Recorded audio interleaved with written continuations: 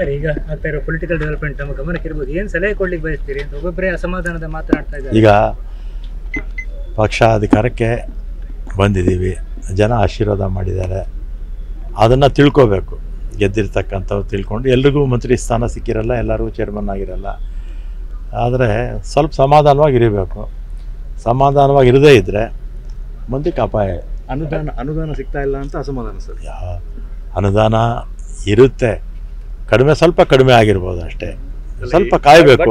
ಈಗ ಏನಾಗಿದೆ, ಒಂದು ನಮಗೆ ಉದಾಹರಣೆಗೆ ನಿಮಗೆ 4.5 ಲಕ್ಷ ಕೋಟಿ GST ನಮ್ಮ ರಾಜ್ಯದಿಂದ ಕೇಂದ್ರಕ್ಕೆ ಹೋಗುತ್ತೆ. ಅವ್ರು ಕೊಡೋದೆಷ್ಟು? 100ಕ್ಕೆ 13 ಪೈಸೆ, ಹಂಗೆ ಬರೀ 50,000 ಕೋಟಿ ಕೊಡ್ತಾರೆ.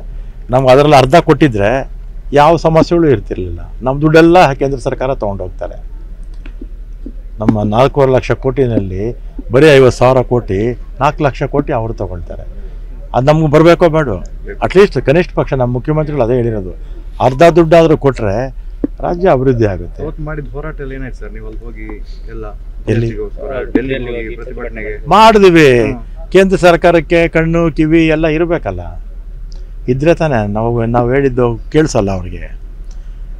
ನಾವು ಕೂತಿರೋದು ಅವ್ರಿಗೆ ನೋಡೋದೇ ಇಲ್ಲ ಅವರು.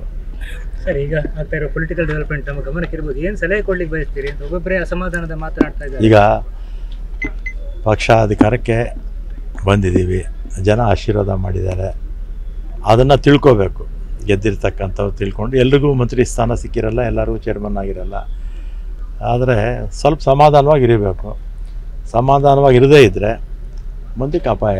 ಅನುದಾನ ಸಿಗ್ತಾ ಇಲ್ಲ ಅಂತ ಅಸಮಾಧಾನ ಸರ್. ಅನುದಾನ ಇರುತ್ತೆ, ಸ್ವಲ್ಪ ಕಡಿಮೆ ಆಗಿರ್ಬೋದು ಅಷ್ಟೇ, ಸ್ವಲ್ಪ ಕಾಯಬೇಕು. ಈಗ ಏನಾಗಿದೆ, ಒಂದು ನಮಗೆ ಉದಾಹರಣೆಗೆ ನಿಮಗೆ 4.5 ಲಕ್ಷ ಕೋಟಿ GST ನಮ್ಮ ರಾಜ್ಯದಿಂದ ಕೇಂದ್ರಕ್ಕೆ ಹೋಗುತ್ತೆ. ಅವ್ರು ಕೊಡೋದೆಷ್ಟು? 100ಕ್ಕೆ 13 ಪೈಸೆ, ಹಂಗೆ ಬರೀ 50,000 ಕೋಟಿ ಕೊಡ್ತಾರೆ. ನಮ್ಗೆ ಅದರಲ್ಲಿ ಅರ್ಧ ಕೊಟ್ಟಿದ್ರೆ ಯಾವ ಸಮಸ್ಯೆಗಳು ಇರ್ತಿರ್ಲಿಲ್ಲ. ನಮ್ಮ ದುಡ್ಡೆಲ್ಲ ಕೇಂದ್ರ ಸರ್ಕಾರ ತೊಗೊಂಡೋಗ್ತಾರೆ. ನಮ್ಮ 4.5 ಲಕ್ಷ ಕೋಟಿನಲ್ಲಿ ಬರೀ 50,000 ಕೋಟಿ, 4 ಲಕ್ಷ ಕೋಟಿ ಅವರು ತೊಗೊಳ್ತಾರೆ. ಅದು ನಮ್ಗೆ ಬರಬೇಕೋ ಬೇಡ? ಅಟ್ಲೀಸ್ಟ್ ಕನಿಷ್ಠ ಪಕ್ಷ ನಮ್ಮ ಮುಖ್ಯಮಂತ್ರಿಗಳು ಅದೇ ಹೇಳಿರೋದು, ಅರ್ಧ ದುಡ್ಡಾದರೂ ಕೊಟ್ಟರೆ ರಾಜ್ಯ ಅಭಿವೃದ್ಧಿ ಆಗುತ್ತೆ. ಮಾಡಿದ ಹೋರಾಟ ಏನಾಯ್ತು ಸರ್? ನೀವು ಅಲ್ಲಿ ಹೋಗಿ ಎಲ್ಲ ಮಾಡಿದ್ವಿ. ಕೇಂದ್ರ ಸರ್ಕಾರಕ್ಕೆ ಕಣ್ಣು ಕಿವಿ ಎಲ್ಲ ಇರಬೇಕಲ್ಲ, ಇದ್ರೆ ತಾನೇ ನಾವು ಹೇಳಿದ್ದು ಕೇಳಿಸಲ್ಲ ಅವ್ರಿಗೆ. ನಾವು ಕೂತಿರೋದು ಅವ್ರಿಗೆ ನೋಡೋದೇ ಇಲ್ಲ ಅವರು.